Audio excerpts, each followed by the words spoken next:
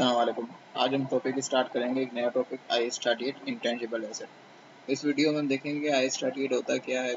सबसे पहले तो हम ओवरव्यू देखेंगे, फिर इसकी डेफिनेशन देखेंगे, इसमें कौन कौन सी पॉलिसीज होती है और रिसर्च फेज क्या होता है, सब क्या होता है। हम इंशाल्लाह इसको 2 या 3 वीडियोस में कवर करेंगे, क्योंकि ये भी एक तरह IS-16 के हिसाब से ही है, तकरीबन सेम वही टॉपिक है, बट इसमें इतनी डिटेल नहीं है, तो ये इंशाल्लाह 2 से 3 वीडियोस में कवर हो जाएगा। तो हम आज पहली वीडियो स्टार्ट करते हैं इसकी।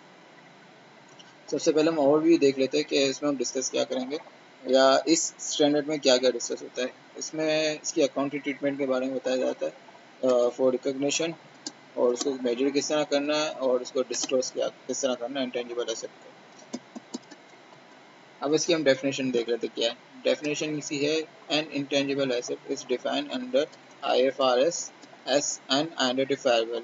आइडेंटिफाइबल क्या होता है कि आप इस तरह से उसको टच नहीं कर सकते या फिजिकल एग्जिस्टेंस ना रखता हो इसमें, और नॉन मॉनेटरी एसेट हो या कोई कैश ना हो। मॉनेटरी एसेट जो बहुत सारे होते हैं जिसमें कैश इन्वॉल्व होता है, इसमें कैश इन्वॉल्व नहीं होना चाहिए। ये नॉन कॉमन सी एग्जांपल्स है जिसमें हम जिनको हम इंटेंजिबल कंसीडर कर सकते हैं, लाइक कंप्यूटर सॉफ्टवेयर। जनरली हर कंपनी के एक एफएस में कंप्यूटर सॉफ्टवेयर कोई ना कोई आ ही रहा होता है जो कि उसने इंटेंजिबल में रिकॉग्नाइज किया हुआ होता है।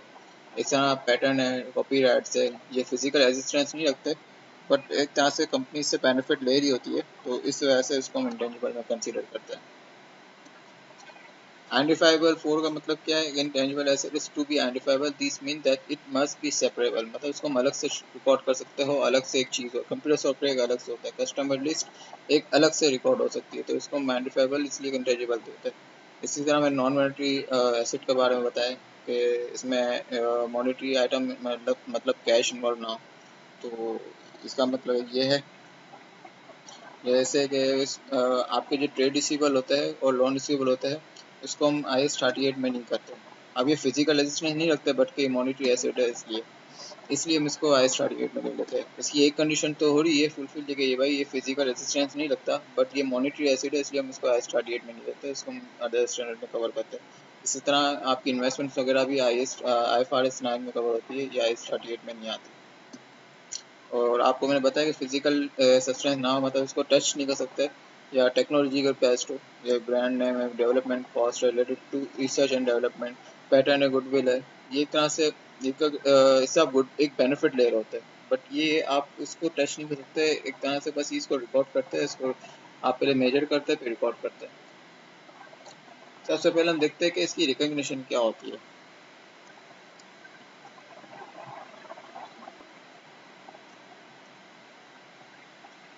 द रिकॉग्निशन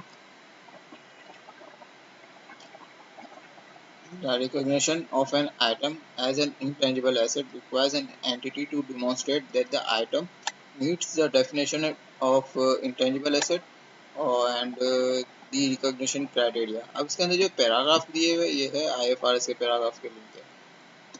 इसका मतलब ये है कि जब भी आपने इंटेंजिबल एसेट कोई रिकॉग्नाइज करना है, तो सबसे पहले इसकी 2 कंडीशन, एक मेजर कंडीशन है कि वो डेफिनेशन इसकी मीट हो जाए, सही है, और उसका जो रिकॉग्निशन क्राइटेरिया है वो मीट हो जाए। जैसे डेफिनेशन मैंने आपको ऊपर बताई, ये सारी इसकी डेफिनेशन का पार्ट थी कि ये चीज़ पहले सबसे पहले मीट होनी चाहिए। अगर ये चीज़ नहीं होगी तो वो उसकी रिकॉग्निशन पे बात ही नहीं आएगी।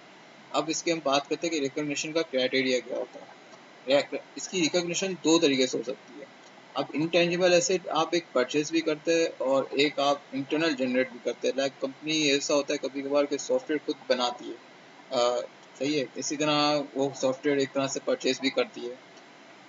तो इसी तरह 2 तरीके होते हैं। This requirement applies to cost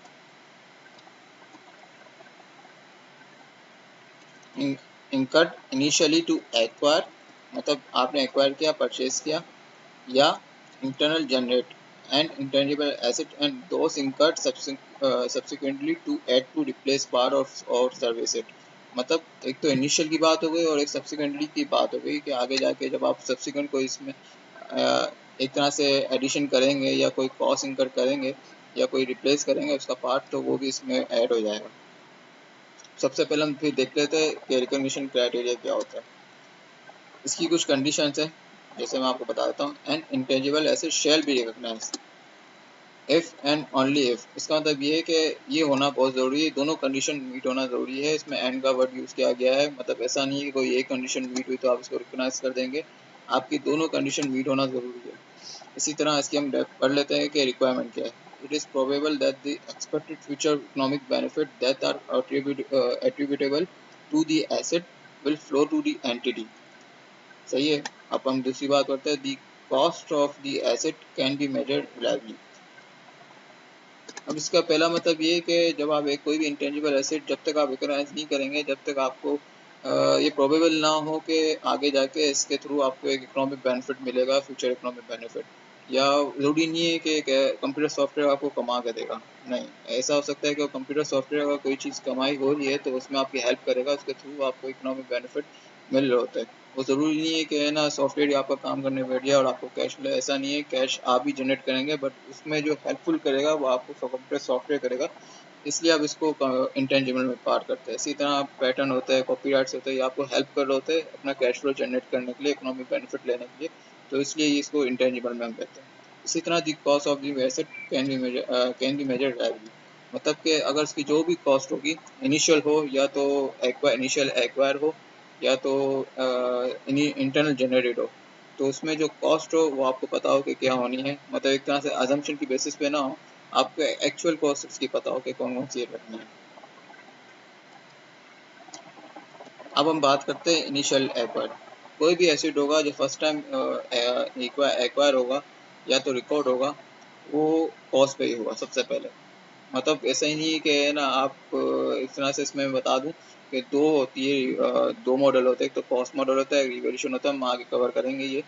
तो ऐसा नहीं है कि आज आपने एक इंटेंजिबल लिया और उसको फेयर वैल्यू पे रिकॉर्ड किया, नहीं, सबसे पहले जो उसकी कॉस्ट होगी उस पर रिकॉर्ड होगा, फिर आपको subsequent to the recording subsequent years में आप इसको रिवैल्यू कर सकते हैं, बट इनिशियल वो उसकी कॉस्ट पे रिकॉर्ड होगा। अब हम पढ़ते हैं इसकी कॉस्ट क्या होती है। सबसे पहले हम इसकी डेफिनेशन देख लेते हैं कि कॉस्ट में क्या क्या होता है। The cost of separately acquired tangible asset comprises its purchase price, including import duties and non-refundable purchase taxes after deducting trade discount and rebates। अब परचेस प्राइस कोई भी हो सकती है। अगर आपने कोई सॉफ्टवेयर लिया तो उसकी एक इनिशियल कॉस्ट होगी, एक लिस्ट प्राइस होगी, वो आपकी परचेस प्राइस बन जाएगी। अगर वो आपने इंपोर्ट किया तो उसमें आपने इंपोर्ट की ड्यूटीज पे की होगी, वो भी आपकी कॉस्ट का पार्ट बन जाएगा। अब बात आती है नॉन रिफंडेबल परचेस टैक्सेस की। आपके जो टैक्सेस होते हैं वो दो तरीके से होते हैं, होता है रिफंडेबल, एक होता है नॉन रिफंडेबल। रिफंडेबल ये होता है कि अगर आपने कोई भी रिफंडेबल टैक्स पे किया होता है तो आगे जाके वो अपना return income tax return file करते हैं, तो उसका बेनिफिट आपको मिल जाता है, आपकी लायबिलिटी कम हो जाती है। इसी तरह फिर नॉन रिफंडेबल परचेस टैक्स में ये होता है कि आपको उसका कोई बेनिफिट नहीं मिलता, आपने अगर एक बार दे दिया तो वो आपका फुल एंड फाइनल कंसिडर किया जाता है, इस पर आपको कोई बेनिफिट नहीं मिलता, तो ये आपकी कॉस्ट में पार्ट में ऐड हो जाता है। इसमें बात हो रही है ट्रेड डिस्काउंट, अगर कोई आपको डिस्काउंट वगैरह मिला है तो वो आपको लेस करना जरूरी है।